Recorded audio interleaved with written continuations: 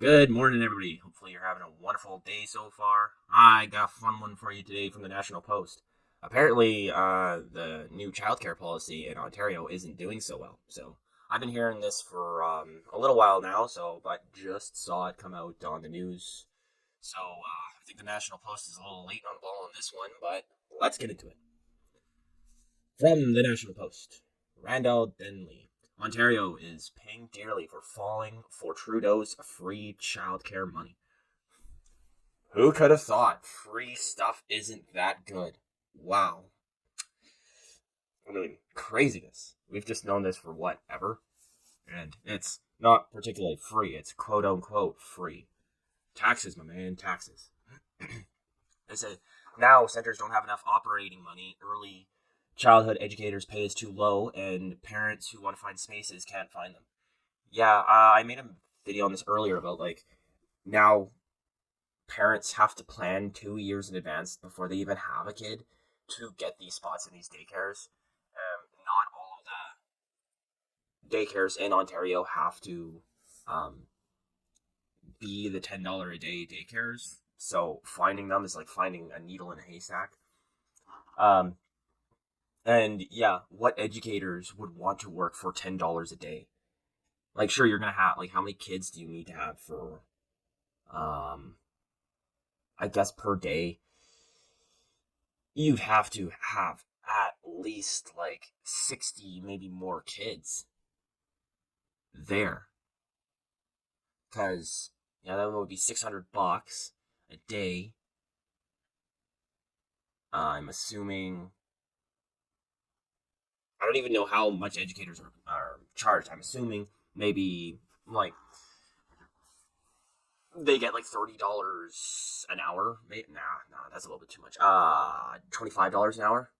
So for a whole day, so say for a whole 8 hours, you're gonna have all of that being like, well, at least half of that. Well, a third. Sorry, my math is bad. A third of that's gone, and that's just me spitballing math here, not even knowing the amount that they're getting paid, and it's depending on whether it's a big childcare facility or not. Because if it's a bigger one, it's gonna.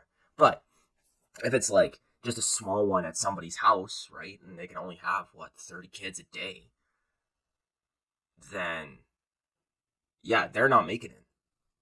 And uh, as we get into it, I'll share some math I did. Um, so they say the low fee childcare plan was billed at being universal, but despite a commitment of $10.2 billion over 5 years, that would be about 2 billion a year, from Prime Minister Justin Trudeau's federal government, they won't have enough money to serve all the eligible children in Ontario. And apparently, they're trying to build more, which is good. So, but that'll be even less money for um, for these educators and for these facilities as they build more daycare facilities. Just months after the deal finalized, Ontario's Financial Accountability Office put numbers to those concerns. Like, okay, Ontario, why didn't you put numbers to those concerns before you made the deal? Like, this isn't how business is done. Business is not done afterwards. You don't go, okay, I'm going to agree to this after everything's signed. Oh, this was a bad deal. I'm going to do my research now. Oh, it's a very poor deal apparently. You do all of this before you accept, not after. To be completely honest, if the federal government didn't didn't put you into a chokehold and say, no, you're going to do this, then, and you didn't do your research before, I ain't defending it. Like, before you accept it, I'm not going to back you up, Ontario, and say that it's now Ontario government. I'm not going to back you up and say that it's Justin Trudeau's fault for this. Sure, it's like sure, it's a bad idea. But when a guy comes to you with a bad idea and say, "Hey, here's my bad idea. Would you like to opt into my bad idea?" and you don't do your research before, and you're like, "Oh, sure, that bad idea sounds like a good idea. Here, I'll sign a deal to opt into your bad idea." Whose fault is it? It's not the guy with the bad idea. It's your fault. So, Ontario, this is all on you. So, I do not blame Justin Trudeau because he did not force this on you. Doug Ford, this is entirely your fault for doing the numbers after. Politicians, conservative, liberal, NDP, all of them are just, oh my gosh, they're just idiots. A lot of them, like, just common sense apparently isn't common anymore. So they say even if the province were somehow able to create just over 375,000 childcare spaces by 2026 as planned, how are you going to do, like, I guess if you're converting homes into childcare spaces, that would be possible. Same with maybe converting. No, you couldn't convert offices into those spaces, and that's another rant I have to go into with converting. That's another story for another day. They go on to say that would still mean about 225,000 children wouldn't have a spot in the license subsidized system. The FAO estimated that there would be funding shortfall of $1.2 billion by 2026 to 27. I still say, like, get your kids out of these daycares. Because if they're underfunded, what, like, these educators aren't going to care about your kids if they're not getting paid for it. Like, they're going to be like, unless they're extremely passionate about their job, kind of like artists, they're going to be like these fast food workers who do not care about their job and put like rotten food or rotten lettuce on your hamburger. That has happened to me, and that's why I'm using this analogy. So they're going to be like doing the bare minimum for your kids if they're not getting paid enough. And honestly, I don't blame them. If you're not getting paid enough for your job, why would you care? But so get your kids out of these daycare programs, and you're going to need to create like your own communities where you have people like mothers you trust and families you trust in these communities to take care of your kids. And you're going to have to like do something like 1 week or a couple of days. It's going to be one family who's going to take care of Jimmy and Johnny and Kaylee and little Timmy from around the block. Take care of those kids for the day while their parents go to work, and it's gonna have to be like da da da da da, and the parents gonna have to work remotely. Yeah, either work remotely or like take the day off, and you're gonna need to do stuff that way, or you're gonna have to find a stay-at-home mom, and maybe maybe find ways of finding like families who want to have a stay-at-home mom who want to be there for their kids and be like, hey, I'll give you $50 or yeah, like $50 a day if you can like take care of my kid where I'm at school. I'm not in the place where I can, right? I trust you, you're a good mom, right? Our kids are friends, we can do this, right? Like how we did it back in the past, and do it that way so we know that these people actually care about your kids. Your kid will be able to learn how to have friends and how to share, how to do all that. And that's the way we're going to have to do it because, yeah, like I said, these strangers won't care about your kids. And then the quality of care will go down. And if you're planning on getting, like, if you have to plan 2 years in advance, I would not plan on or bank on getting these daycare centers. So I wouldn't bank on the government myself, to be completely honest. Anywho, sure enough, Ontario childcare centers have been threatening to close because of underfunding. The Education Minister, Stephen Leake, has been criticized for daring to look for administrative efficiencies in the province's complex multiplayer childcare system. Last week, now they say they're looking into the YMCA, which YMCA is wonderful, to be completely honest. When I was young, I didn't really go there too much. I did a little bit of swimming there, but Yeah, that's about it. I mostly had areas where I went to, and like my mom and dad let me pretty much explore wherever I wanted when I was a little kid. So I didn't have to go to the YMCA because I was pretty much out and about myself.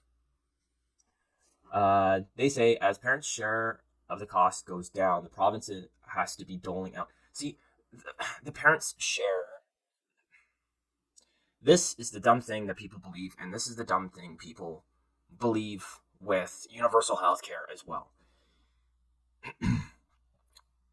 The parents' cost doesn't go down. It seems like it goes down, but it doesn't. Your HST goes up. Your taxes of thing go up, and if the taxes don't go up, the prices of things go up because the province taxes companies more, and then the cost of the cost of everything goes up because the companies charge you more.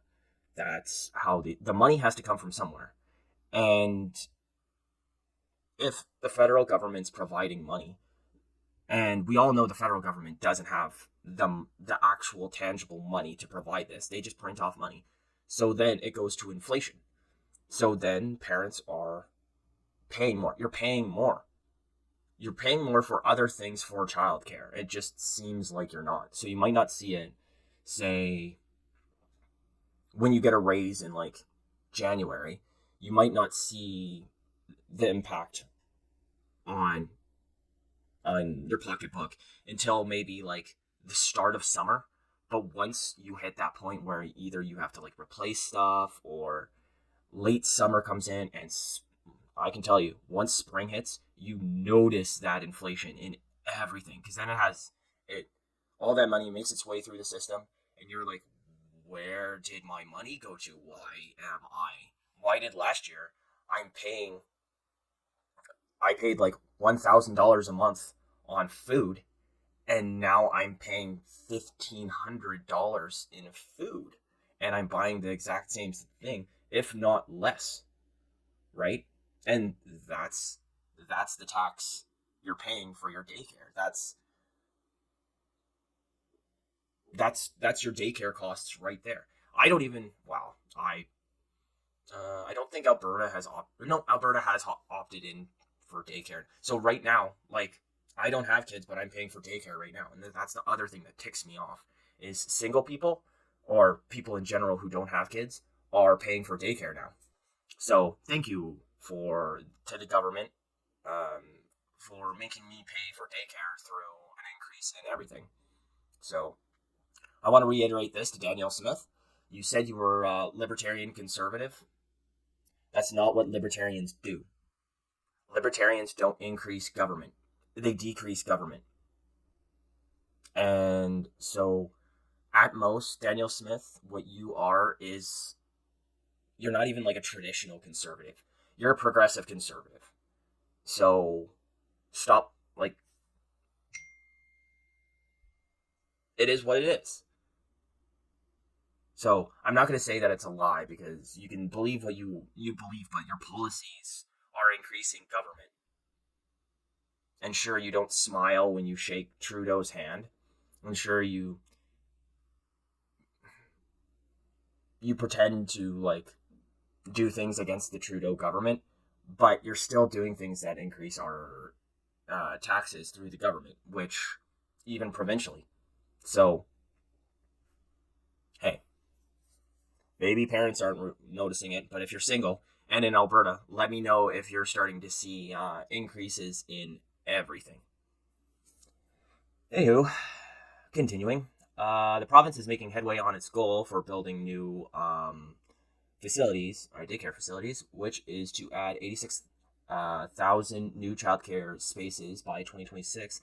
As the end of last year, 46,000 spaces had been added. The government says that that achievement has made somewhat easier by using 2019 as the baseline number, although that was well before the start of the federal program in 2022.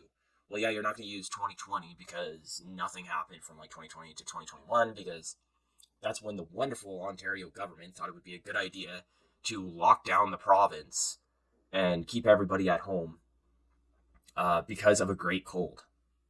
So And if they did let people out, they let people out for like a week. And then we're like, oh, our numbers went up. Oh, we have to bring people back. Oh, we didn't anticipate that when people are outside, they would get the great cold. It's government stupidity in its finest. Sorry about the phone. I'm gonna just take 2 minutes and turn that off. Counting the federal money, Ontario now spends about 4.1 billion a year for their child care programs. Prior to $10 a day plan, the province spends 2 billion a year. So the province is spending 2 billion a year. The federal government spending 2 billion a year. So yeah, which includes 300 million of federal money from previous programs. Still, still is not a lot of money when you come to see that they're trying to build 346,000 facilities. So the $2 billion that the federal government provides, divided by the 346,000 facilities, and then divide that by 12, but like to pay for taxes and for like facilities or not facilities for utilities and everything. So divide that by 12 because there's 12 months in a year. The government's only providing $444. So what these daycare centers have to provide is formula, which has gone up. It has to provide electricity, which that electricity is running the whole day, and 8 months out of the year it's heating, right, going the whole day, and partially the night, right? So there's that, and then so that has gone up. Electricity has gone up and it's super super expensive, and like just the fees itself is super expensive in Alberta. I can't imagine Ontario where you have to pay HST on everything. And property taxes are high in Ontario. So all of that $444 probably just subsidizes the increase in cost, in like inflationary cost and taxes. So, yay, I guess. It seems they go on to say it seems like a lot more money for the relatively modest level of accomplishment. The cost will continue to rise as the program expands and the parents' share of the cost goes down. The lower fees are being phased in and won't hit the $10 target until 2025. Rapid population expansion will increase the number of eligible children too. And that's another thing. We're letting records in that amount of people in. So even if we're like letting in, what did I see? Just yesterday. So just yesterday, I think it was on Rebel News. They had a bunch of immigrants who, well, no, I can't even call them immigrants. They were like foreign workers and foreign students who came in, and apparently, like immigration officers, and this is like coming from these people who are like these foreign students and these foreign workers who are willing to speak out. They're saying like immigration is actually telling them the roads to get permanent status here from just being a foreign student. So apparently, there's steps from when you're a foreign student. Right after that, you can get a foreign workers permit, and then from that you can get permanent status, and from that temporary status. I apologize. And from that, you can bring your immediate family over. We're not talking grandparents, but like you can bring if you have a wife, if you have kids, yada yada yada. You can bring your kids over, and then where are those kids gonna go? Well, if you have cheap daycare, you can send them daycare, and then you can actually plan 2 years if you plan on getting your family over here. You already know you have a family, so you can plan for that, and then you can and that just increases the amount of kids that are in our system. I mean, that's another massive problem we're having here with our daycare system, because our daycare system can't keep up with it. It seems quaint to suggest in the modern model, but there's a certain value in self-reliance. This is where they go, because they also state that in a universal healthcare system, it's like our healthcare system, and no money's enough because it just gets wasted, and it does get wasted in like admins and bureaucracy. We see that in Alberta, don't have the best healthcare, but we spend so much money on it, and you can't even find a family doctor. They say there's a value in self-reliance. Before the federal government decided that child care should be heavily subsidized, most people had to find the care themselves. And before this, it was high, but it was easier to get your kids into daycare. So before this, like once you had a kid, then you found your daycare. But now you have to do it in advance, right? So you might never even get in. And then what are you going to do? You're hooped, which you're not particularly hooped. You can. I don't know if what I said through my plan would work. Like I said, I don't have kids, but it sounds better than not having anybody to take care of your kids if you have to work. So they go on to say, now, as with so many things, people are reduced to pleading to the government. So, and that never ends well. And they go on to say that Ontario was one of the last places to accept this program, and still they didn't see if it was financially advisable to do that before they accepted. What a wonderful government the Ford government is. But they're the only conservative. But they were definitely better than the Liberal government from what I heard. But I wasn't in Ontario during the Liberals, so anywho, let me know what you guys think about our daycare system right now in the comments below. If you like this stuff, if you could subscribe, that would be awesome. And even if you have nothing really to say, if you can comment with 1 or 2 or 3 or 4, that would be awesome because it kind of juices up that algorithm. So other than that, I got nothing more for you at the moment. So hope you guys have a good Friday.